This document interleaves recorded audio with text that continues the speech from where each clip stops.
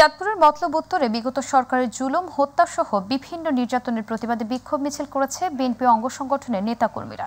দুপুরে উপজেলার মেঘনা ধনাগোদা মহাসড়কে বাগানবাড়ি ইউনিয়ন বিএনপি অঙ্গ সংগঠনের নেতাকর্মীদের আয়োজনে এই মিছিল অনুষ্ঠিত হয়। মিছিলে নেতৃত্ব দেন উপজেলা বিএনপির সাংগঠনিক সম্পাদক মিয়া মঞ্জুর আমিন স্বপন।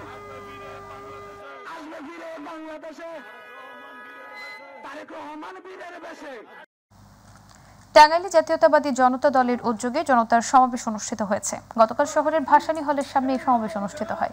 সমাবেশে জনতা দলের টাঙ্গাইল জেলা শাখার সভাপতি সাইফুল ইসলামের সভাপতিত্বে সাধারণ সম্পাদক ইবাদুল আলমের সঞ্চালনায় প্রধান অতিথির বক্তব্য রাখেন টাঙ্গাইল জেলা বিএনপির সাধারণ সম্পাদক অ্যাডভোকেট ফরহাদ ইকবাল।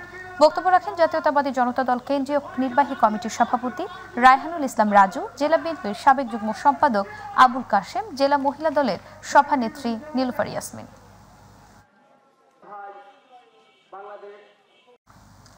সিরাজগঞ্জের রায়গঞ্জে পবিত্র ঈদে মিলাদুন্নবী সাল্লাল্লাহু আলাইহি সাল্লাম উপলক্ষে আলোচনা সভা অনুষ্ঠিত হয়েছে।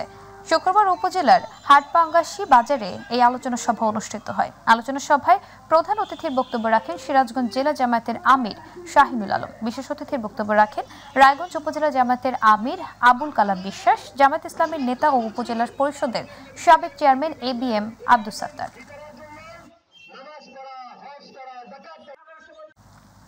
ভারতে মহানবী হযরত মুহাম্মদ সাল্লাল্লাহু আলাইহি সাল্লামকে কটূক্তি করার প্রতিবাদে বগুড়ায় শিবগঞ্জে বিক্ষোভ মিছিল ও প্রতিবাদ সমাবেশ অনুষ্ঠিত হয়েছে।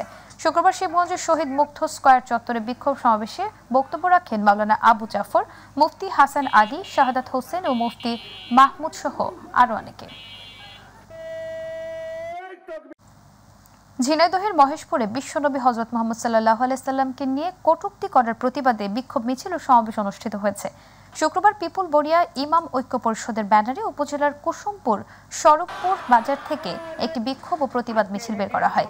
এ সময় সরবপুর ইউনিয়ন বিএনপির সভাপতি জুলফিকার আলী বিশ্বাস, পিপুল বাড়িয়া জামে মসজিদের ইমাম হাফেজ ইউনুস আলী সহ অন্যান্যরা উপস্থিত ছিলেন।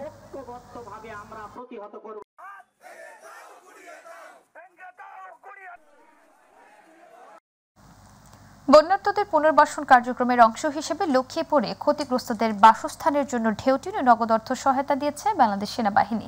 শুক্রবার বিকেল থেকে রাত পর্যন্ত লক্ষ্মীপুর সদর উপজেলার শাকচর, চৌরুহিতা, দক্ষিণ হামছাদি ইউনিয়ন এবং পৌরসভার ৮ নং ওয়ার্ড এলাকায় এই সহায়তা দেওয়া হয়। এদিন 4টি পরিবারকে 16 বান্ডেল ঢেউটিন ও নগদ পরিবার প্রতি 4,000 টাকা করে 16,000 টাকা প্রদান করা হয়। এ সময় উপস্থিত ছিলেন সেনাবাহিনীর দায়িত্বরত কর্মকর্তা মাস্টার ওয়ারেন্ট অফিসার জামাল এবং সার্জেন্ট আলমগীর কবির সহ সেনা সদস্যরা। আশুলিয়া থানা বিএনপির সাধারণ সম্পাদক আব্দুল গফুর মিয়ার বিরুদ্ধে ষড়যন্ত্রমূলক মামলার নিন্দা ও প্রতিবাদ জানিয়ে সংবাদ সম্মেলন হয়েছে। সকালে ভুক্তভোগী সাংবাদিকদের বলেন, গত 5ই আগস্ট বৈষম্য বিরোধী আন্দোলনে আশুলিয়া থানার অন্তর্গত বিভিন্ন স্থানে অসংখ্য ছাত্র জনতা গুলিবিদ্ধ হয়ে নিহত এবং আহত হয়েছেন। এই ঘটনার প্রেক্ষিতে নিহত ব্যক্তিবর্গের স্বজন এবং আহত ব্যক্তির পক্ষে বিভিন্ন সময়ে মামলা হয়। তিনি বলেন, এই মামলায় ষড়যন্ত্রমূলকভাবে তার নাম যুক্ত করা হয়েছে।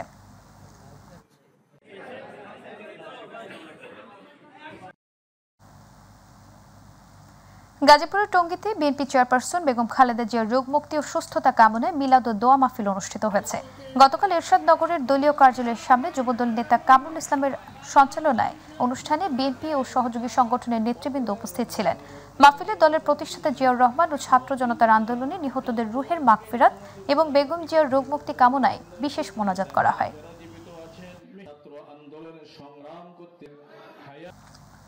মেহেরপুরে কৃষি উদ্যোক্তা বাছাইয়ের জন্য অংশীজনদের সাথে পরামর্শ কর্মশালা অনুষ্ঠিত হয়েছে। সকালে সদর উপজেলার হলরুমে কৃষি বিপণনের উদ্যোগে এই কর্মশালার আয়োজন করা হয়। অনুষ্ঠানে প্রধান অতিথি ছিলেন কৃষি বিপণন অধিদপ্তরের মহাপরিচালক অতিরিক্ত সচিব মাসুদ করিম। সভাপতিত্ব করেন জেলা প্রশাসক সিফাত মেহনাজ। বিশেষ অতিথি ছিলেন কৃষি সম্প্রসারণ অধিদপ্তরের উপপরিচালক বিজয় কৃষ্ণ হালদার, কৃষি বিপণন অধিদপ্তরের খুলনা বিভাগের উপপরিচালক GM মহিউদ্দিন।